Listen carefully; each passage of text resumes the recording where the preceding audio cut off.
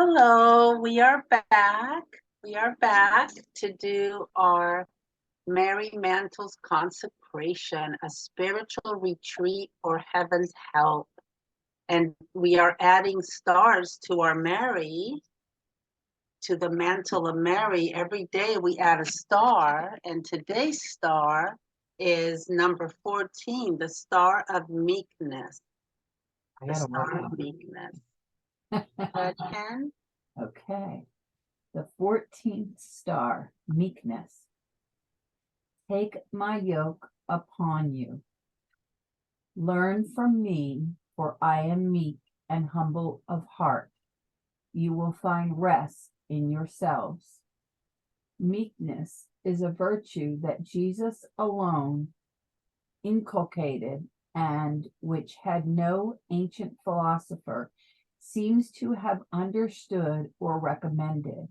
Even our modern usage of meek can be dominated by a sense of weakness, cowardice, or people-pleasing. In Jesus's mouth, it is not that. To be meek is to be a spiritual rock. In the evangelical sense, meekness is humility, resignation, submission to the divine will, without murmuring or peevishness. It is mildness of temper, softness in dealing with others, and forbearance under difficulties, setbacks, and injuries.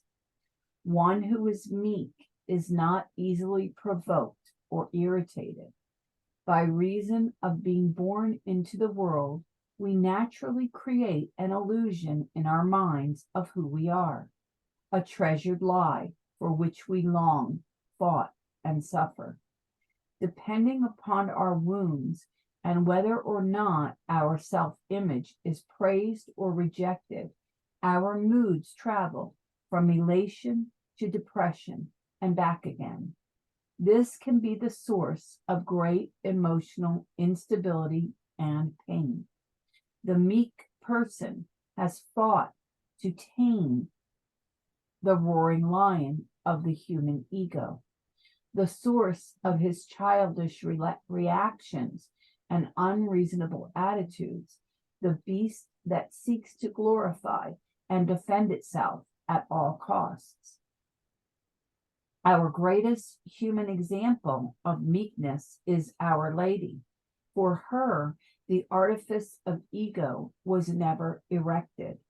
It never claimed anything for itself, for it was dead. If Mary was praised, she gave all glory to God. If she was calumniated, it meant nothing. If she received food, she thanked God. If she went hungry, she blamed no one, least of all her Lord. What could offend a woman who felt like she had no rights? For her, all was gift and grace. Her ego was like fallen timber. If a log receives a devastating blow from an axe, it does not feel anything. It does not react. It is dead, detached from the world, attached to God. The meek person knows how much he is cherished by God. He knows how safe he is in the Lord's love.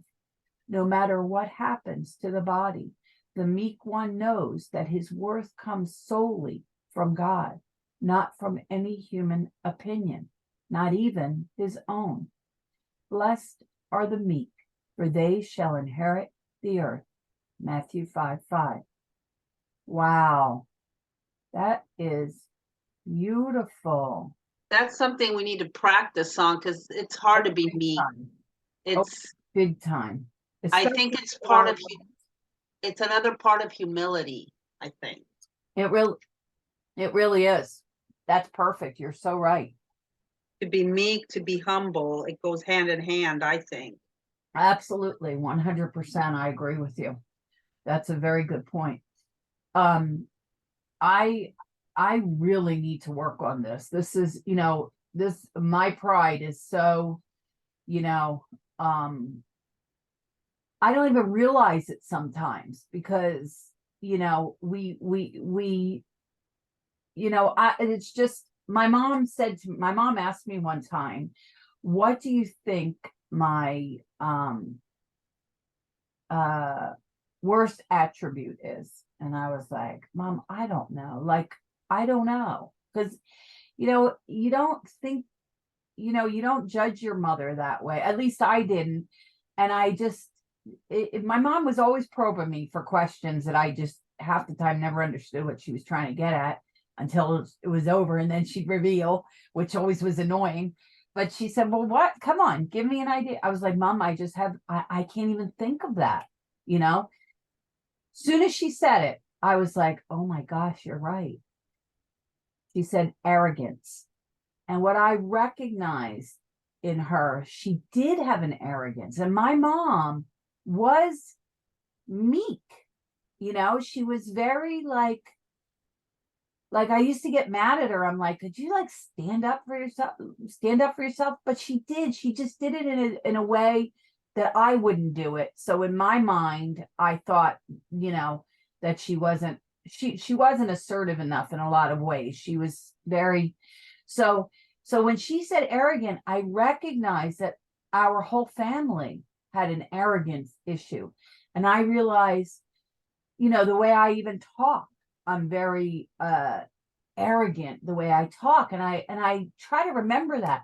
I had a good friend.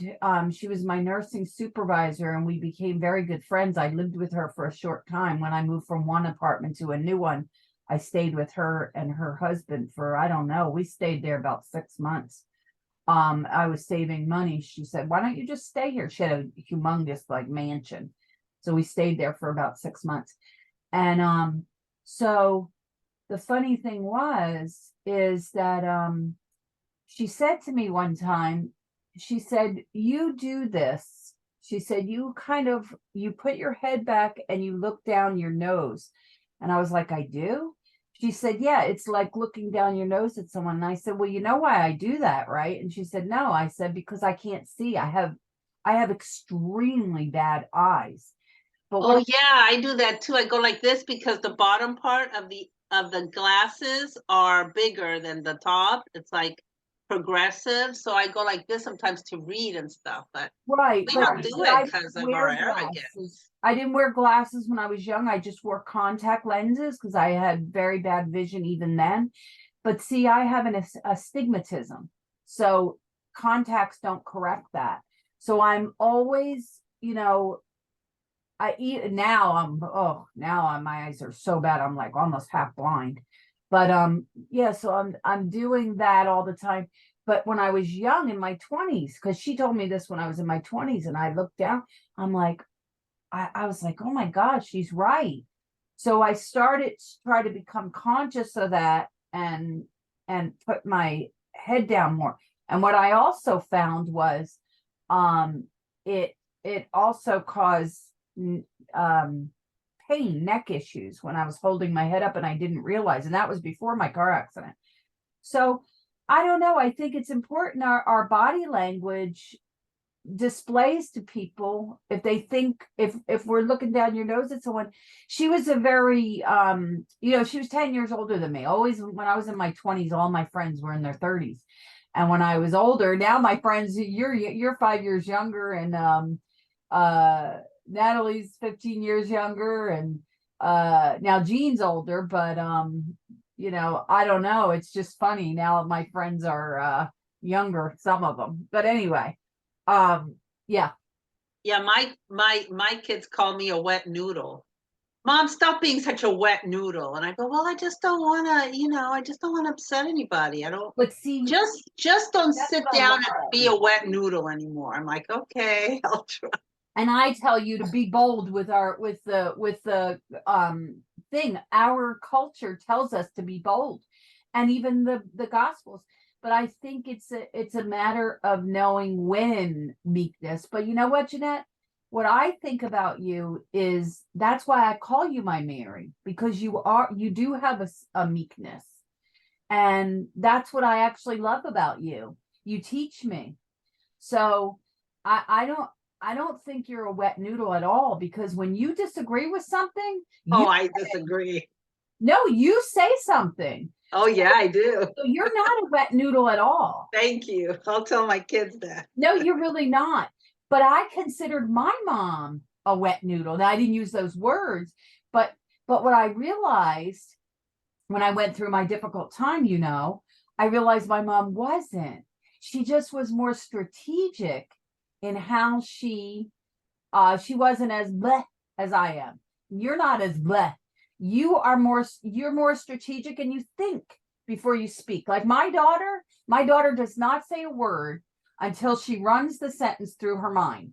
I used to say to her, wake up. She's like, I'm thinking of how I'm going to say something. She said, everything I say, I process before I say, because my daughter doesn't like to offend anybody. She's very, she's very conscious, socially conscious, which is what I love about her. She's very kind, and she doesn't say, offhand remarks, because she doesn't like to offend anyone, which I like. And it's considered, she has a meekness about her that I just love. I admire my daughter so much in that. So it's just funny because, this word brings out so much. But that's why you're my Mary, Jeanette. That's why my mom was my Mary. And if my Elizabeth was older, she'd be my Mary, but she's not quite, she's still maturing. And you're our Peter. You're you're strong, and you're bold, and you're a leader. I'm more of a follower. You're more of a leader. Oh, thank you. You're like Natalie. You and Natalie are leaders. But actually, Jeanette, you lead me a lot, because you're like I said, you're like my mom. My mom was just strategic in the things she did. And like you led me to St. Joseph's consecration. You led me to the Mary's mantle. And even though it's an annoyance, I listen to you because you're my Mary. So you're a leader in a different way. You're just a meeker leader, which is, I guess we all are. Actually the right way, though. It's actually the right way. And even Natalie, she's not very overt in her. She's very, she thinks like I told her I was skipping the next class, and she made it about angels. So I'm like, okay, I guess I'm not skipping the next class.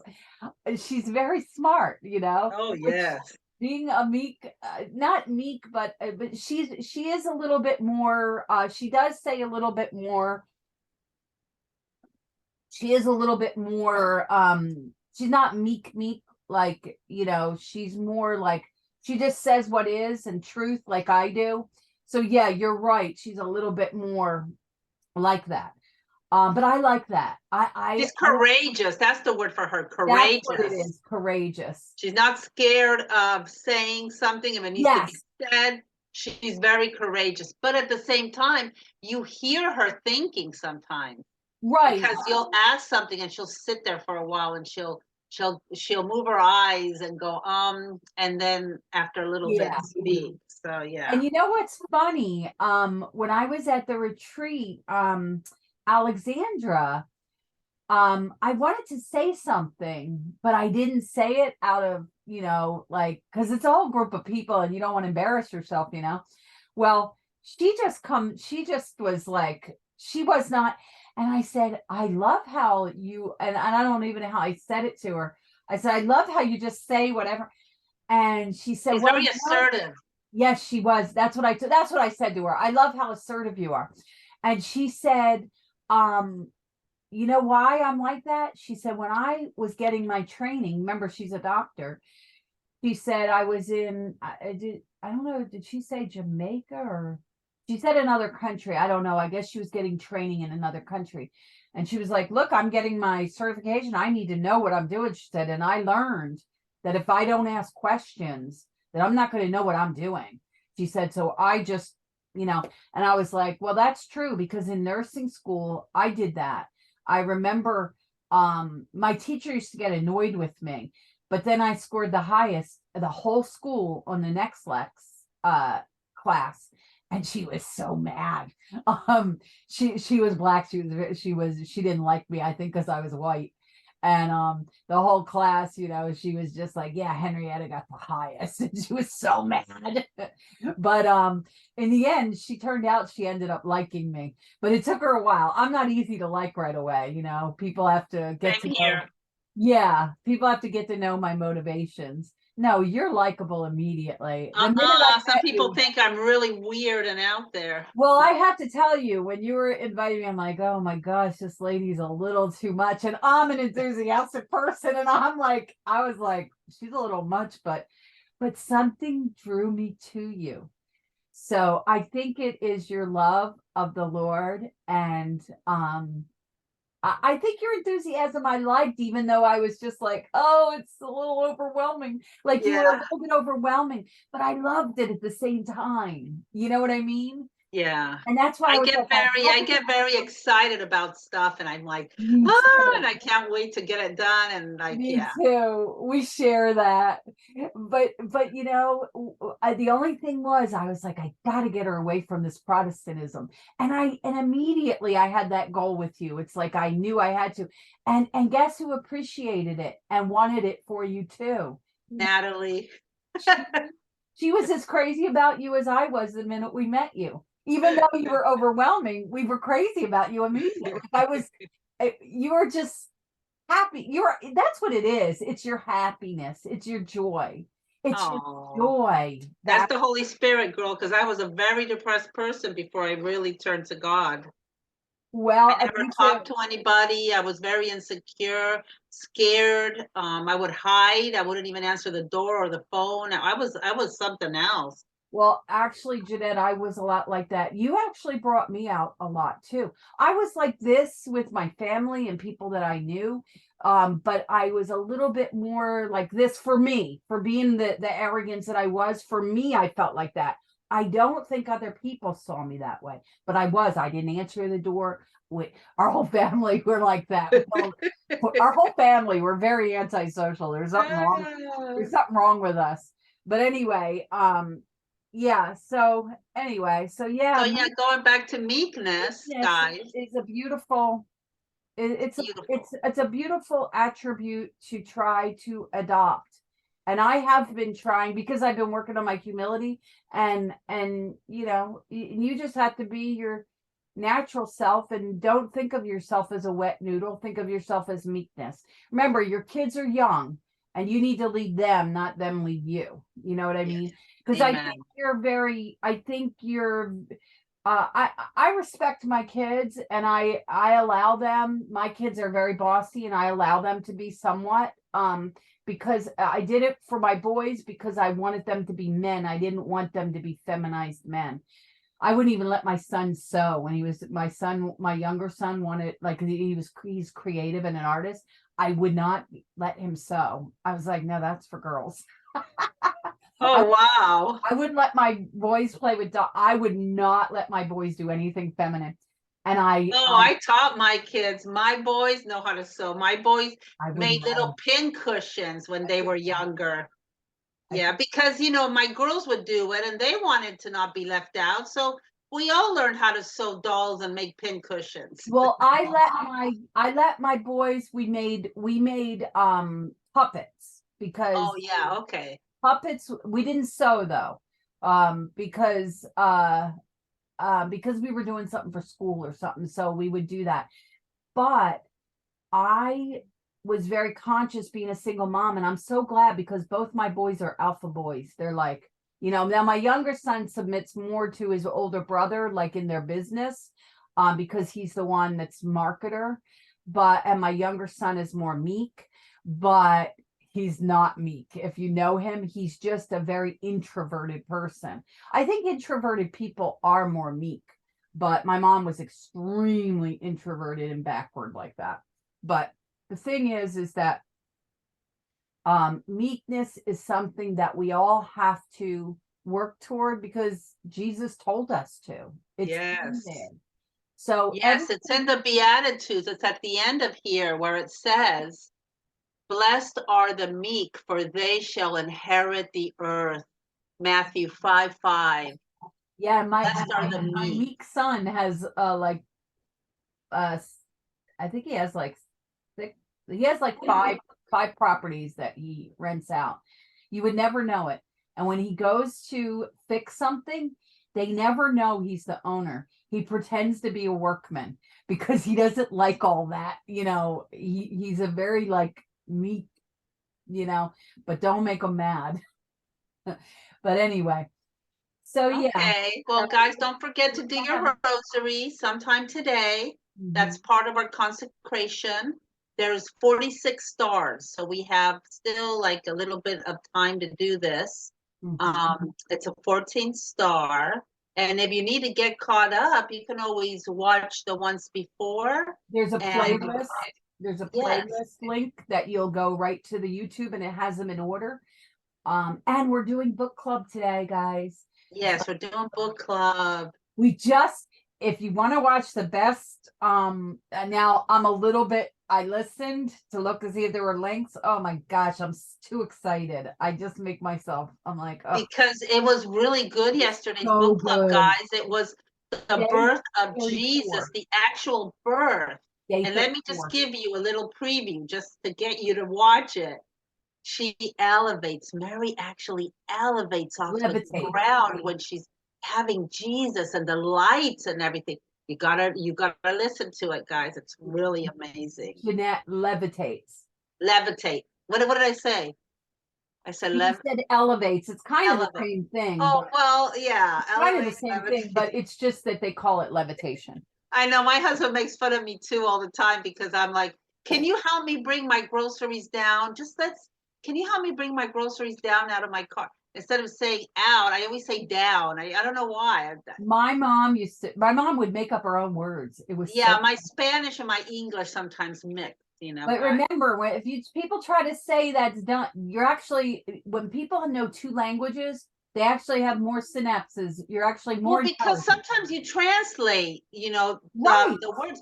And in Spanish, it's exactly the opposite. Like La Casa Right. Blanca, the White House. Casa Blanca, White House. It's right. They kind of make it back. Yeah. Right.